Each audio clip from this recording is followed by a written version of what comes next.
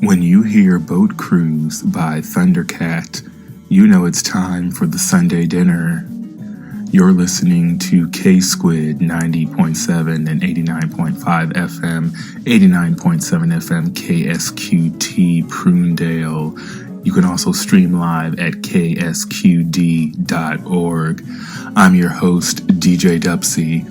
And joining me this month for a special hour-long feature is local artist and activist RicoR. He's going to share some of his new music off his latest album, as well as play some live music here in the studio. And we're going to have some discussion about how his music connects with his personal identities, as well as the journey of being a DIY recording artist. So put down your phones, pull up a chair. It's food for thought and food for the soul. It's time for the Sunday dinner.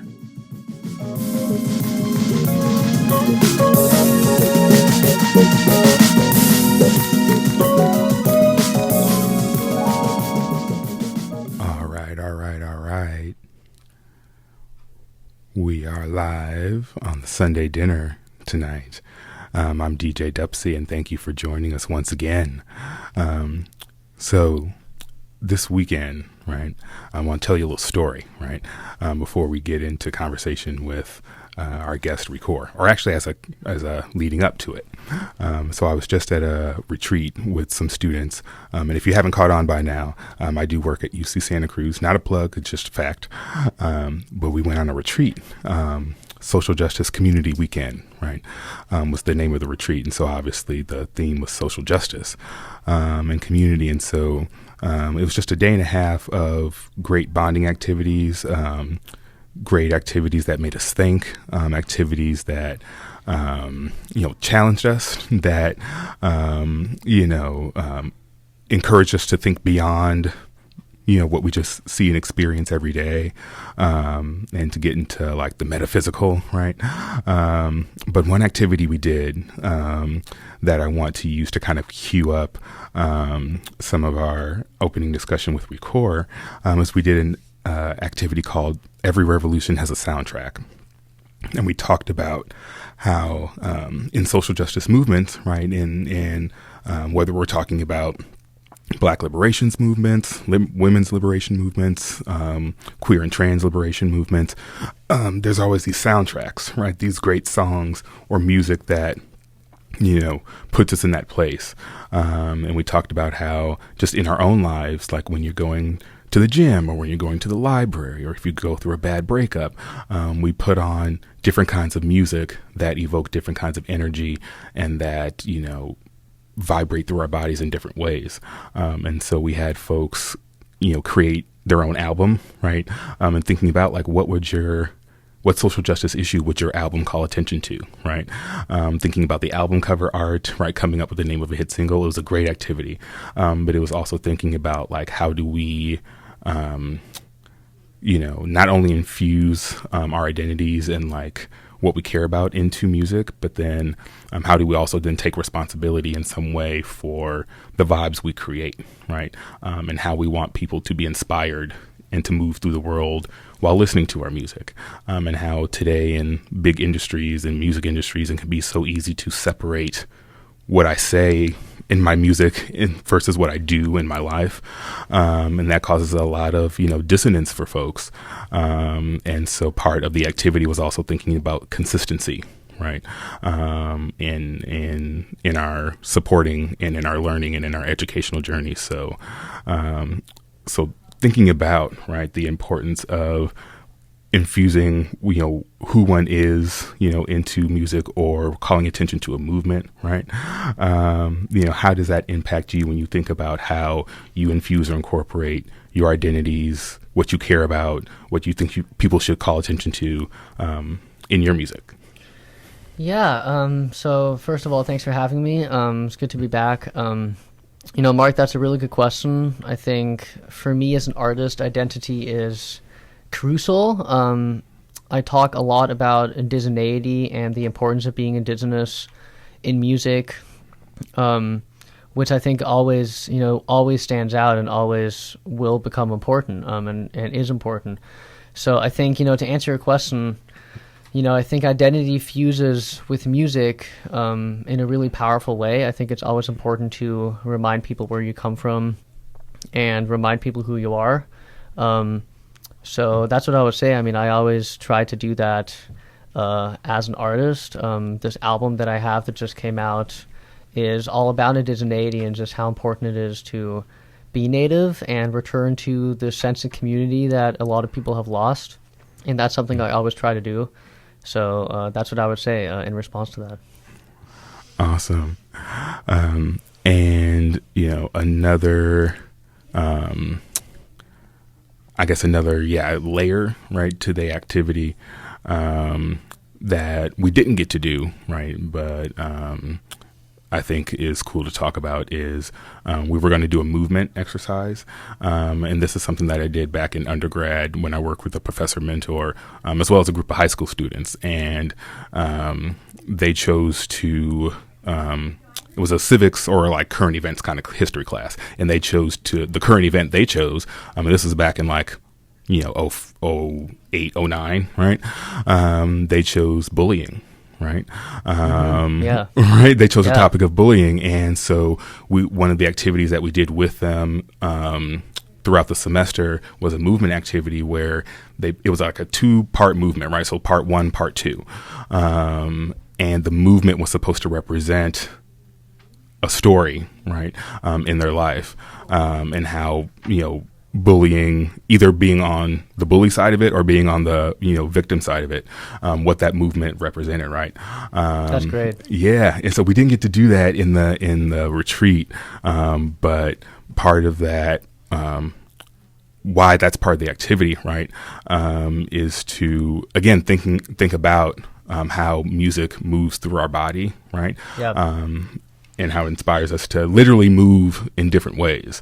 And so that's just another thing that came up, but I don't know if something came up for you around there, you're nodding your head. Well, it's funny. What you're saying actually hits home because, I'm also a drum teacher. That's another thing that I do. And I talk a lot about the importance of kind of using your body in music and using your body when you're playing music. And as a punk musician, that's really important. I actually just did a lesson with my student the other day where we're just playing songs, and she's very much in her head, and she appreciated just kind of getting out of her head and just getting into your body. Because we think about, and this again ties back into indigeneity. The whole concept of being indigenous is also, indigenous music is very body oriented, and it's all about the dancing and the drumming and the singing. And I have my native drum here, and I'll do a couple songs with it later. But so yeah, for me, just using your body in music is really important. It helps you stay grounded, and it helps you not be in your head too much. Because if you're in your head too much, then you lose a lot of the musicality that's really important. So yeah, I mean, being in the body is really important. And what you mentioned about bullying reminds me of. I just want to plug one of my favorite.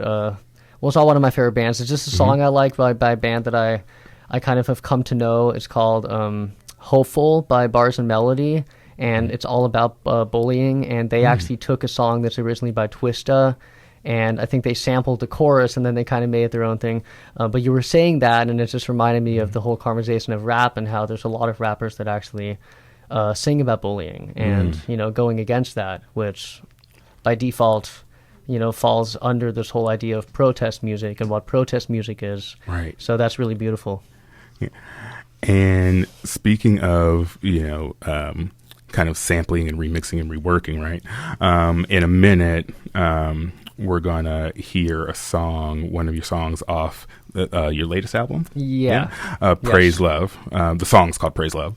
But there's a sample in the song, and, wondering, if you want to, speak a little bit about that, why you chose it, and then where that comes from, the backstory, Sure, yeah, I'll talk about it, yeah. So I guess we're going to play that in a second. So, yeah, this song, it's called Praise Love. This album I have out, it's all about indigeneity, the importance of community and peace. Message to the People is the name of it.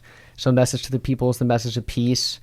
The sample in the song is very interesting because it actually comes from a movie about the Holocaust. Uwe Boll is a German filmmaker, and kind of in a comical way, he's actually considered the worst filmmaker in Germany, which is kind of funny. But the reason for that is because he makes very controversial movies.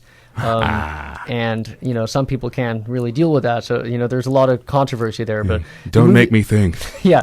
Well, the movie's called Auschwitz, and it's a sample from, it's actually very powerful. It's very in your face, and it's a very in your face depiction of the European Holocaust. And the sample that's in the song is the moments that he's asking people to take their clothes off, go into the gas chambers, and it's that like really horrific moment and that time in human history. And he's yelling this in German. So I took that part of the movie and I put that in the song.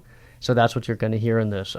It's kind of hard to hear. If you don't speak German, you'll probably miss it, but it is in the background, and it kind of serves as like a kind of a significant part of the backdrop of the song.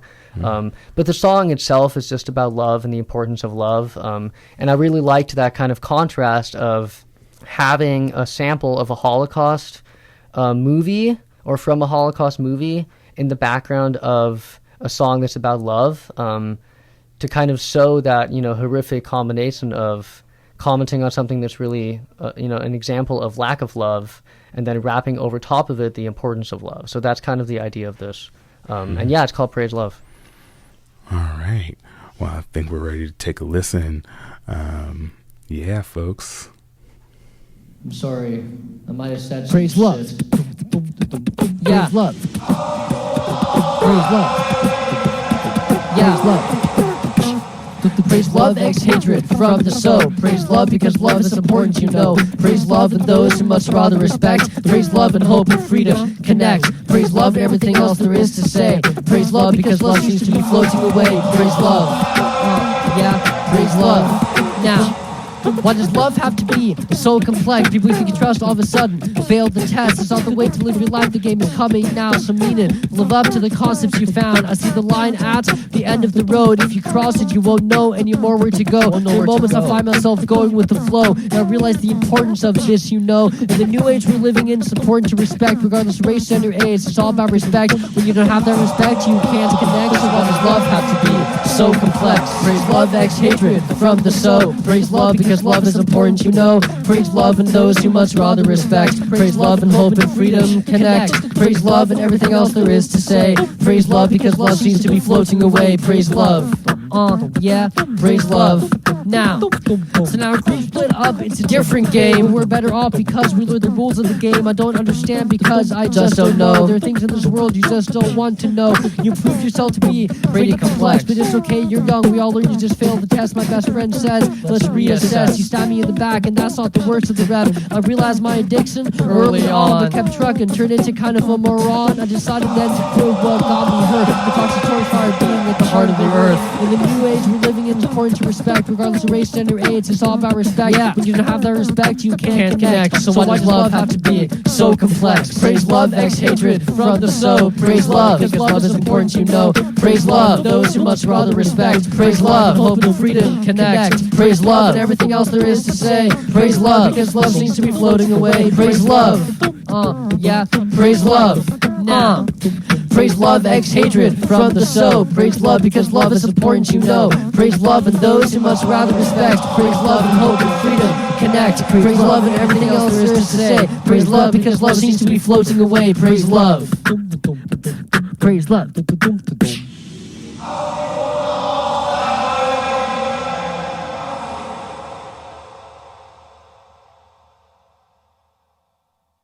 All right. If you're just tuning in, you are listening to the Sunday Dinner on KSQD 89.5, 89.7, and 90.7 FM. We are back with RicoR, whose song you just heard, Praise Love. And so we're going to kind of go backwards a little bit now that you've heard a little of his art, right? A little bit about what he's about. I want to let RicoR kind of give a formal intro of himself and talk about a little bit about his journey into music and recording. So thanks, Mark. So my name is RicoR. I'm a local DIY recording artist. That's how I identify in here in Santa Cruz. I grew up in Watsonville. I grew up around a lot of music. I actually grew up in Larkin Valley, in a really beautiful valley that I just biked there today because I like to go back sometimes. And it was every kid's dream just growing up there. And my mom was a Korean book drummer, so that's a style of drumming from Korea. And she toured a lot around Germany. She's from Germany, but she also toured here and other places when she was pregnant with me. And that's kind of how I got my drumming inspiration, was from her. I always like to tell people that story when they ask me like how I became a drummer, because I'm primarily a drummer. My dad, Stan Rushworth, is a local scholar about Native studies. He taught at different schools locally for a while. So I've always been around music. My cousin had an a cappella trio called Mayim back in the 90s. Cool. My aunt and my uncle both sing with Pacific Voices. So I've kind of, music's always been kind of around me. So I'm a DIY recording artist. I'm a drummer. I play in the punk band, The Submerged, with my best friend. That is kind of our band that we're in. And then I also do kind of individual session work with other bands locally as well. And I also teach privately drums and beatboxing. And I'm a senior at UCSC. I'm studying literature. And I'm actually applying to the master's program at UCSC as well, focusing on indigenous rap and just rap kind of on a broad scale, with an emphasis on rap lyricism, which is something that's really important to me. So rap is kind of at the core of all my studies and kind of my main interests. Even just kind of in a general sense. But yeah, that's just kind of a brief overview of how I got into music and a shorthand version of it. Yeah. There's a lot more to say there, but well, one thing you said that connected again to the retreat and what we did during the Every Revolution as a soundtrack activity. We kind of opened up. We opened up with a discussion about, again, like how music impacts us and all that kind of stuff, and actually used the example of rap, right? Rap and hip hop. That's great, right? The very radical roots of rap and hip hop, and how it was another way of telling our story, right? It was another way of drawing attention to social issues, right? That affected everyone, and specifically Black folks, right? Yep. And how again, how it makes you move, how it makes you feel, right? But then thinking about how, in a lot of ways, in music industries and corporations have taken the medium, corrupted it, and now put out these negative things, right? We talked about mantra, right? We talked about repeating, right? One of the activities we did at the beginning of the day was like asking each other over and over again, like, what is social justice? Like, and then someone would answer, and then you would say thank you, and then you would say the question again, what is social justice, right? So we got into that thing of like, there's something about repeating, right? When it gets into your head and it repeats, and like, someone knows what they're doing in terms of like how the messages that are chosen to be mass marketed, right? That's the point. And thinking about like a lot of self-harm that it promotes, that music industries promote, a lot of self-harm, right? In the Black community, a lot of misogyny and homophobia and transphobia, right? To make it seem as if it's such a unique problem in the Black community when it's a problem everywhere, right? But the way it gets packaged and marketed, right? Oh yeah. But yeah, that idea of how music, and the mantra, right? Sometimes when we don't think about it, right, it gets into our subconscious, right? We listen to it over and over, and you think, oh, it's just fun, it's just entertainment. Right. Like a lot of folks, again, like that separation of like what I say from what I do, right? Oh, it's just fun, it's just entertainment. I'm just yeah, it's a little more complicated. Yeah, right. And I talked about how some of those big name rap artists don't even actually live that lifestyle that they rap about, right? Not to say that not to say that I'm demonizing or saying that's bad, but it's like it still has an impact on people. Even when they come out and say, hey, this is just a persona, this is just whatever, right. People still take that as some kind of truth that they then apply to their own lives that then can become detrimental. Well, that's interesting you say that, because we're actually having that exact conversation in kind of a very specific way, but just that facet of conversation in my rap class right now, because I'm taking a rap and hip-hop class at UCSC currently, which is very interesting. But a lot of what we're talking about is like that separation that does exist between, like, basically, like you just said, like what a rapper raps about versus how he lives. and how there's supposedly a separation, but that's obviously a very problematic place to be in, and that's very controversial.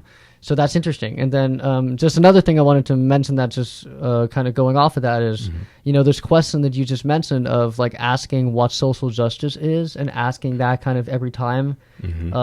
I mean, I'm assuming that they kind of get different interpretations from that, right? Like you're kind of asking the same question every time, and every time they answer, they kind of look at it differently.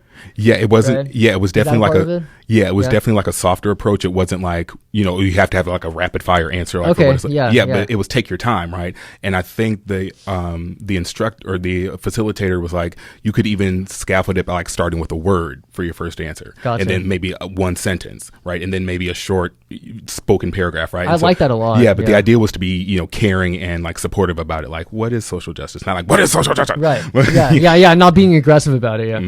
But that's good because I think that allows for different perspectives on it, because we get very caught into this kind of one definition of social justice and one way of looking at it, and we're obviously living in a world that excludes a lot of perspectives, and that's a huge problem. So I like that, just the way of asking that question and kind of encouraging that different interpretation every time, because I think that really opens up the space that needs to be there for this kind of open dialogue. So that's really cool. Definitely.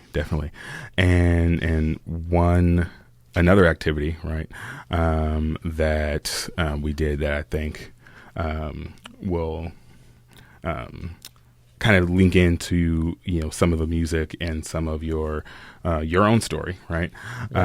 Is we talked about the activity was called Inherited Relationships, and the book that we used as kind of a basis for the activity was Becoming Kin. I forget the author; it's escaping me right now. But we talked about this idea of kinship, right? And we talked about this idea of inheriting relationships, and this idea that we are, or we're trying to be, good relatives to each other. And right. And we really got into that conversation, right? Part of what we did was even talk about an equation, right? I found the title and the author. Thank you very much. Thank you. Awesome. Can I shout you out? Thank you very much, Liza. Patty Krawiec. That's a last name, KRAWEC. I need to check her out now. I haven't heard of her. Yeah, and the book's called Becoming Kin, right? Patty cool. Krawiec. Right.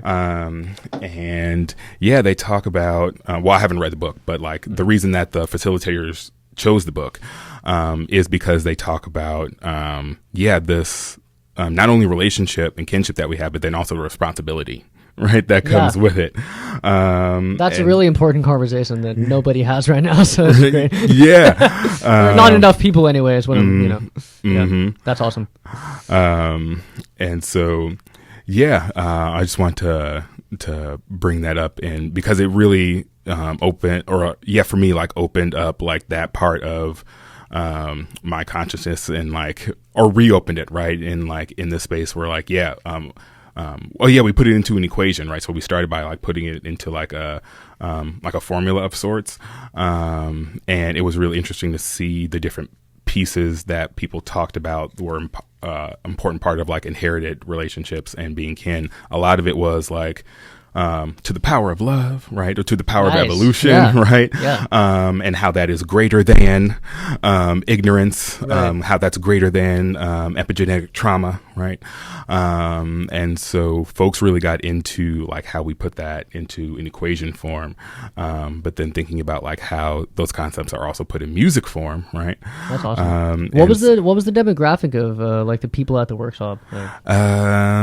Just out of curiosity, it was UCSC students and staff. I would probably say majority folks identified as female or she or she they pronouns or they them pronouns.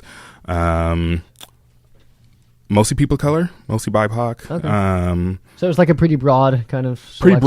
Pretty broad demographic, and then especially with age range, right? Okay. Because we had first year students all the way up to our eldest was 68, right? Wow. And so I think that's probably where we had a lot of good kind of also cross generational conversation too. Okay, cool.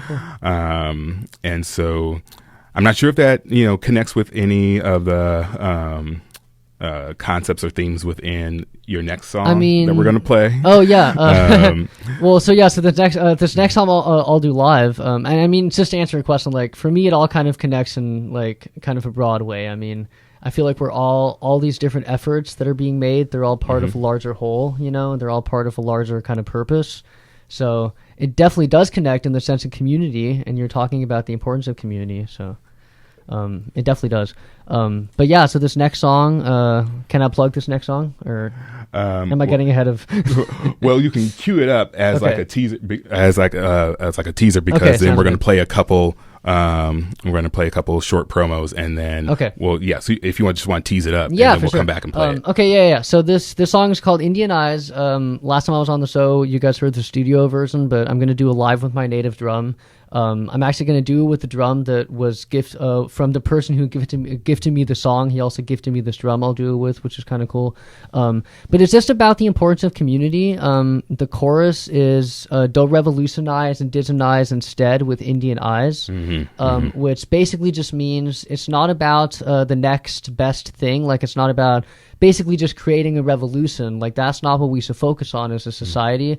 It's more just about getting grounded, going back to your native roots, and you know, caring for others and caring for the larger whole, and not just always caring for yourself, because we live in a very individualistic society where everybody is always thinking about themselves, and you know, that can get very problematic, and that's where we get all these issues we talked about, like, you know, where lack of social justice and all this kind of stuff. So the song's basically just talking about that, kind of in a large way. There's commentaries in the verses of my experience as an Indigenous person, my experience going to a sweat lodge when I turned 13, which is a very important coming-of-age ceremony. There's also some name drops of some local people with their permission, which is really cool, in the song. So I actually mentioned Greg Castro, who is a local Indigenous scholar. He does a lot of work kind of in the Bay Area. And then also Karina Gould is also mentioned, who is another person who does Indigenous work. And I saw her talk at UCSC one time, and it was really funny because he's like, you know, they always thought that before contact we were just walking around bumping into redwood trees, and that kind of got everybody to laugh. So that line is in the song. Like, we're more than just cavemen bumping into redwood trees. It's in the song. And then last but not least, I mentioned Chuck Smith, who is a non-native scholar, but he wrote an article wrote a lot of articles about indigeneity, and I actually read one of them in my class at Cabrillo when I took my dad's class. And he has an article for his Anthro 6 class that he wrote, and I talk about that in the song. There's a line that says Chuck's 6th Anthro. That's what that's talking about. So anyway, so when you hear the song, maybe that'll help to kind of listen to some parts of it. But that's basically just a little bit of a plug for the song. So. Yeah. All right, folks, you are listening to The Sunday Dinner on 90.7 FM. So when we come back, we are going to hear Indian Eyes by RicoR. If your car is on its last legs and you don't know what to do, donate it to KSQD. We'll handle everything. Proceeds support the programs you hear on the Squid. Visit our homepage at ksqd.org to get started. It's easy. That's ksqd.org.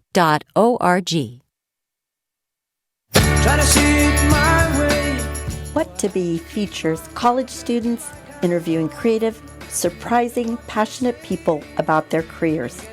If you have ever wondered what to be, please join us Sundays, 7 p.m., KSQD, 90.7 FM.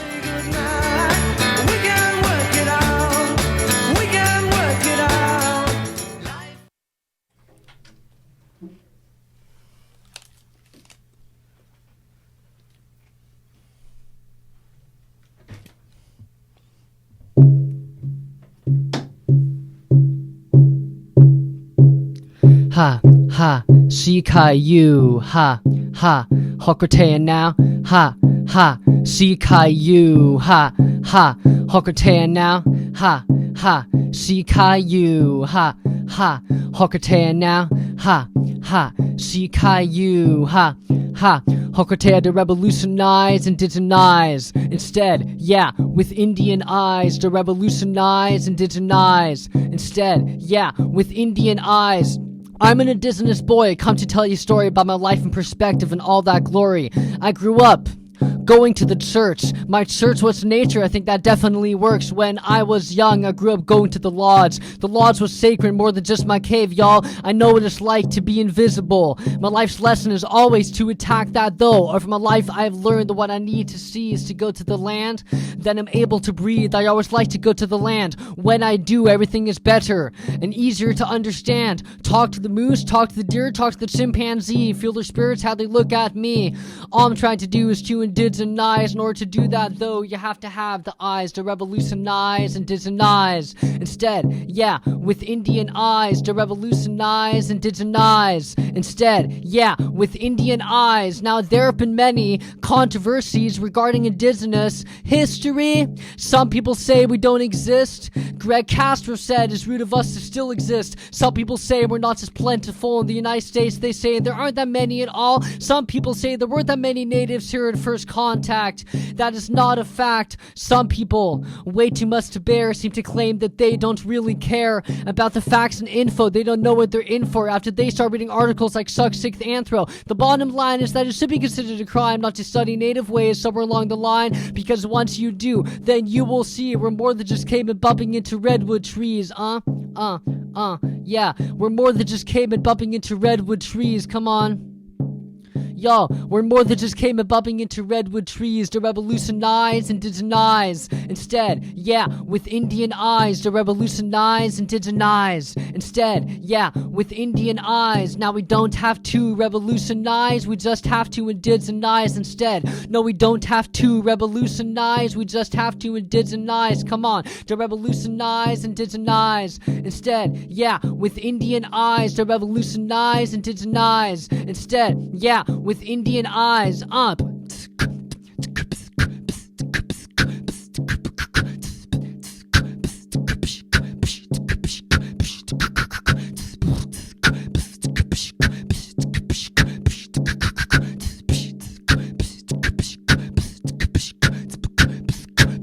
Ha, ha, see Caillou, ha, ha, Hockatan now, ha, ha, see Caillou, ha, ha, Hockatan now, ha, ha, see Caillou, ha, ha, Hockatan, ha, ha, see Caillou, ha, ha, Hockatan to revolutionize and indigenize. Instead, with Indian eyes to revolutionize and indigenize. Instead, yeah, with Indian eyes, don't revolutionize, indigenize instead, with Indian eyes.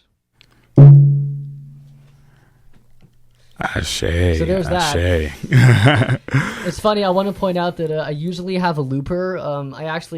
I broke my looper that I had, but when I do like solo stuff live, I have a looper with beatboxing and stuff, and I have like a dual track system. And I just got a new one. I haven't tried it out yet, but I'm planning on going back and doing live performances because I haven't done that since like before COVID.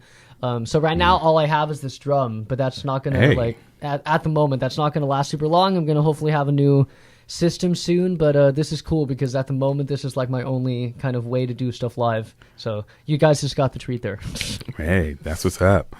Yeah. And yeah, so for hopefully folks, you were paying attention right to those lyrics. I know they're kind of fast, but yeah. And so again, for a real quick recap, if folks didn't, for the pop quiz, what were some those themes or in the lyrics that you were definitely wanting to get across? Yeah, for sure. So yeah, I can just say it again because just the timing, it's good to kind of hear it now that you've heard the song. So there's some references in the song. So the chorus, "Don't revolutionize and indigenize instead with Indian eyes," means it's not about a revolution. It's about going back to native values and going back to community values. And then in the verses, I talk about my experience at a sweat lodge. It's more than just a cave. There's that line, the stereotype that we just go into sweat is way more than that. Then there's references to Greg Castro, a native scholar. He wrote a article called The Walking Dead. I think that was the name of the article, and he talks about how it's rude of natives to still exist. It's a very kind of satirical but like comical commentary on the importance of native identity, just the fact that we're still here, basically, which is another song that the song's actually inspired by. There's a song called "Still Here" by Red Eagle, right. but that's not in the song. But that's what Indigenous was inspired by, actually. But anyway, there's that Greg Castro line in the song. Then there's Karina Gould, who did a talk at UCSC where she talked about how it's rude. She talked about how basically people think that natives before contact were just bumping into redwood trees. And she got the whole kind of audience to laugh when she said that. So the line in the song that says, "We're more than just cavemen bumping into redwood trees," is an allusion to that. And then I talk about an article that Chuck Smith wrote for his Anthro 6 class, which is one of the many articles written by a non-native scholar about native presence and history, and it's called just Anthro 6, and that's the importance of Chuck's sixth anthro is the line in the song. Or when they read articles like Chuck's sixth anthro. So those are kind of the main lines in the song, and there's some other stuff in there, but that's kind of those are the main parts to pay attention to. Yeah. That's what's up. And again, Ashe for the song, Ashe for the drum. And Ashe, I like that. So I'm not sure how you're feeling if you're ready to get back on the drum, but I know there's the song Why by Supaman. Supaman, yes. Yeah, do you want to cue that song up? Yeah, for us? so I just really love the song, and when I talk about the importance of like my inspiration as an Indigenous person, I'm inspired by a lot of native rappers, and Supaman is probably like the main one. He's from the Crow Nation up in Seattle, and he is an incredible rapper, and he just does a lot of kind of looping and beatboxing, like what I was talking about, what I do. I got a lot of that from him, as well as from Kid Beyond, who's another person who does that. But Supaman, there's just this great song called Why, and it's off of his album called Illuminatives, and it's spelled in kind of a cool way because it's like Illuminatives, so it's like kind of a play on words. Yeah. It's an incredible album, and this was like my favorite song off the album. And again, I usually cover this with a looper, but I do this with the song once in a while, usually just kind of with the drum, once in a while, just kind of in an intimate setting, so this is kind of special. But so this is Why by Supaman, the RicoR version. All right, Ashe. This is my own rendition of it.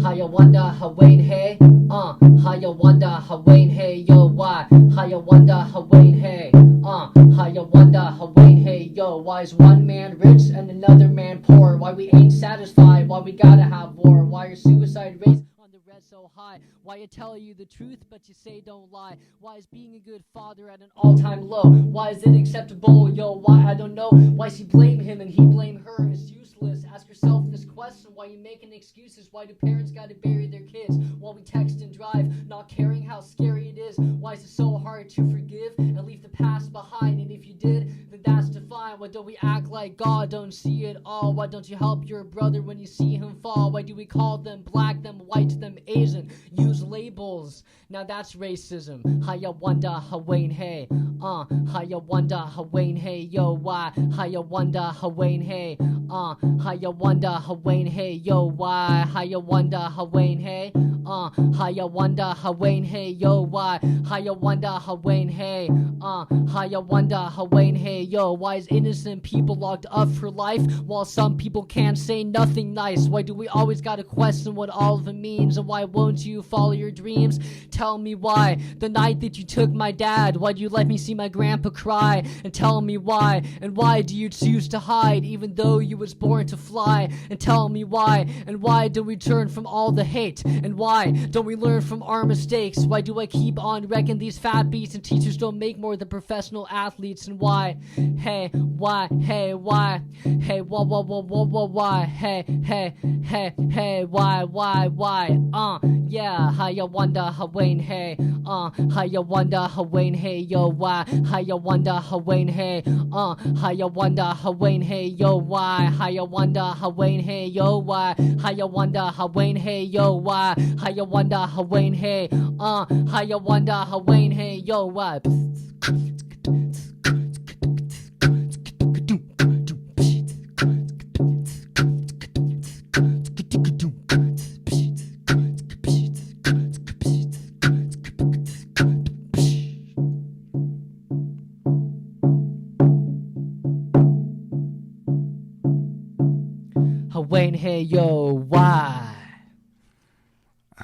Ashe. So that's, I think, his native language in the chorus. So I believe that's the Crow language that the Hayawanda Hawaii He Yowai, I think, is the native language. All right.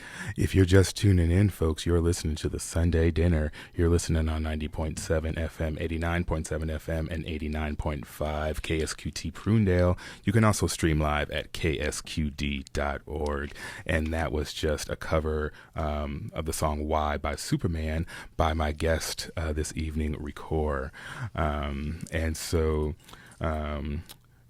you were talking about what are they called, loopers and equipment and things you're trying to update and all that kind of stuff, right? Yeah. And so, you mentioned earlier, right, that you're a DIY artist, right? Do it yourself.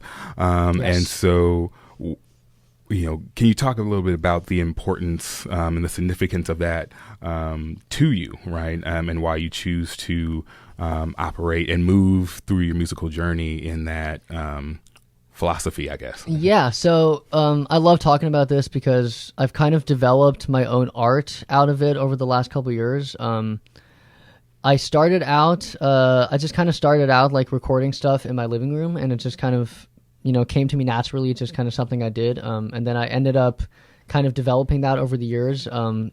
There's something that's really beautiful about recording yourself and kind of doing everything yourself. At the moment, all I really have is like a mastering person who masters my stuff. But other than that, it's just like me doing the mixing, being able to do my own mixing, my own recording.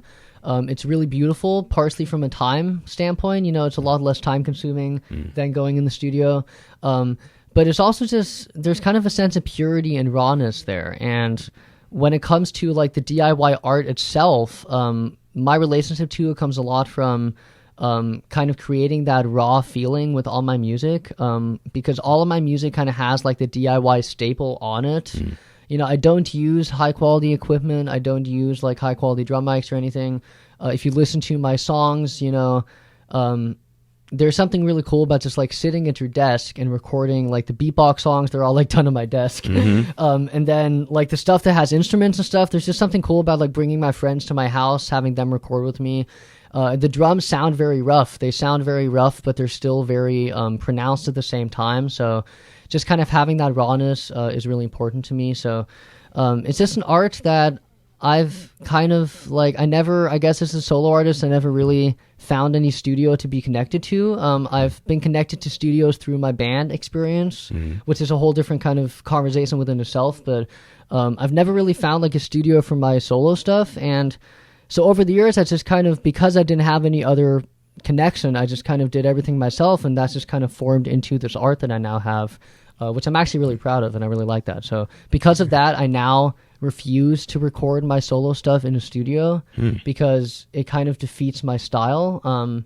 And there's people that would tell me that, oh, you have to go to the studio because it's better. And yeah, I mean, there's a lot of things the studio has that DIY obviously doesn't have and vice versa. But for me, I've definitely made DIY like my mark. And if I were to go into the studio for any of my songs at this point, it would kind of take away part of my sound, at least the way that I've identified. So that's why, like, in my intro, I said I'm a DIY recording artist, and that's, like, really important to me. So that's, I guess, what I would say. Yeah.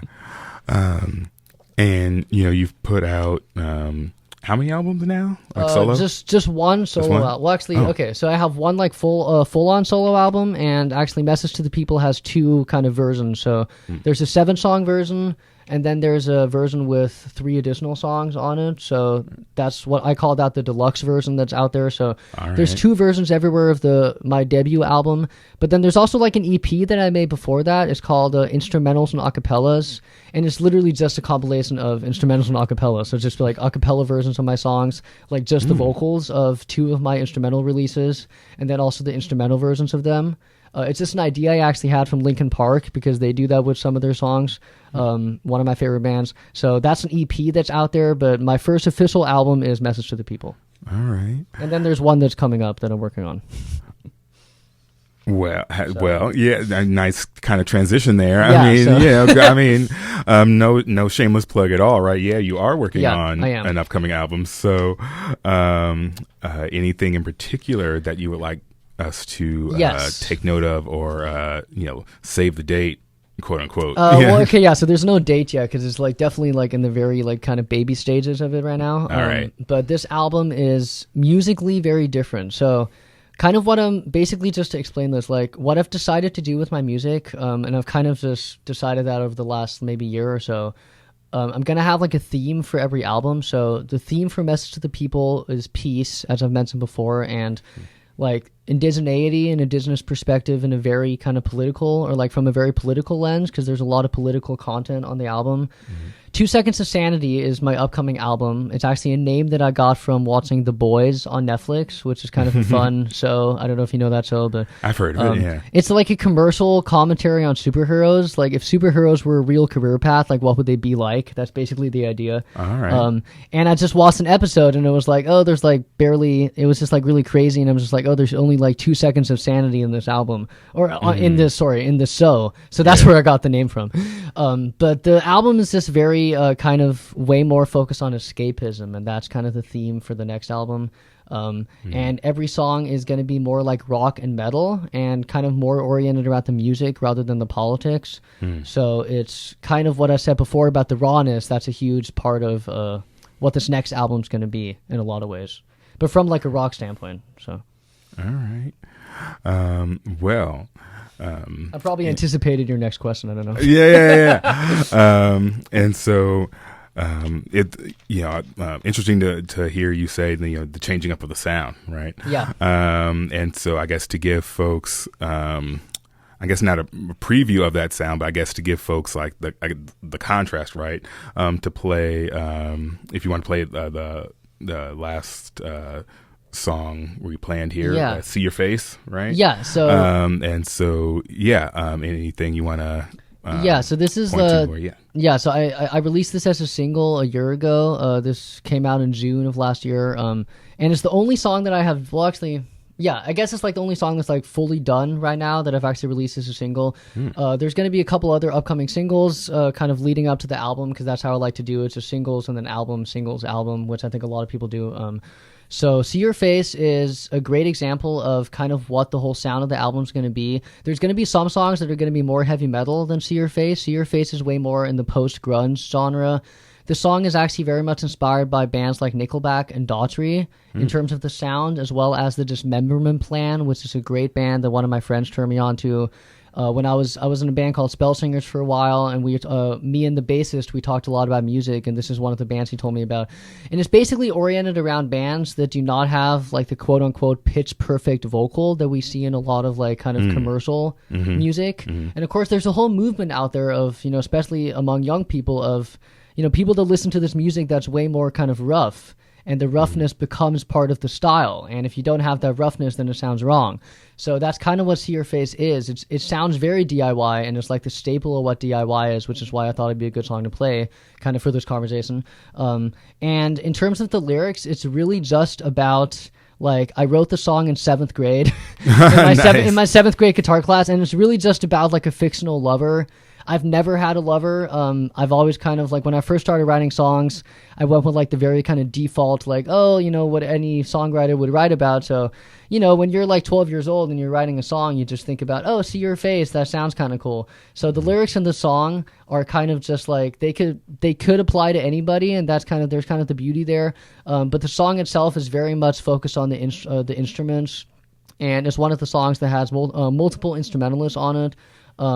But it has an English verse and a German verse. So what you're going to hear in a second is it starts with the English, then it goes to the same thing in German, basically like saying the same thing in German, and then there's English and German again. And basically the German is just saying like, I don't know, I want to see your face. And the English is saying see your face in the blue. So basically just saying the same thing in a different way. All right. And in terms of the instrumentalists on the song, I just want to shout this out. My buddy Jack Helliso, he plays bass and guitar on the song, and then I play drums and sing, and my vocals are again very much inspired by this kind of raw idea. And then I have Andrea Urzua, who's an incredible local guitarist in a couple bands. She was my colleague at Be Natural Music, a music school I used to work at. She does the incredible guitar solo you'll hear to kind of end the song. But yeah, so this is See Your Face it's going to be the second track on my upcoming album, 2 Seconds of Sanity, and it's also a single, so you can listen to this anywhere because it's already out. It came out a year ago, so this is See Your Face.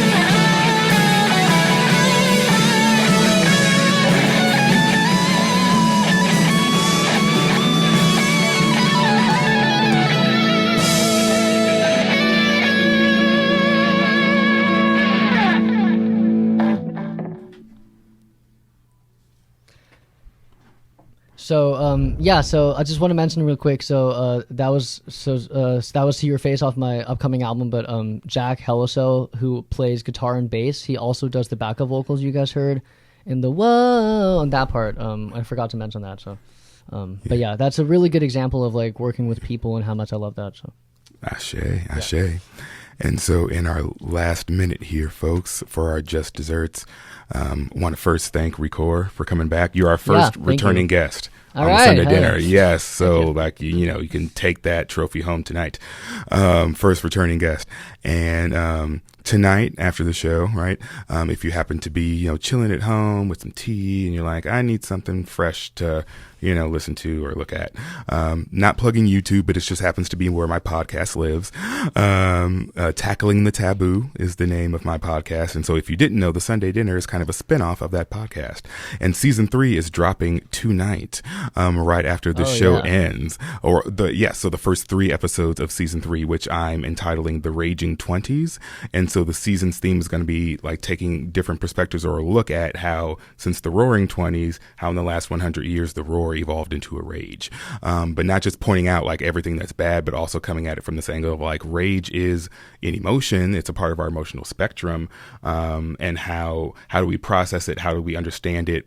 Based on maybe our identities, our positionality, our history, even our privilege, right?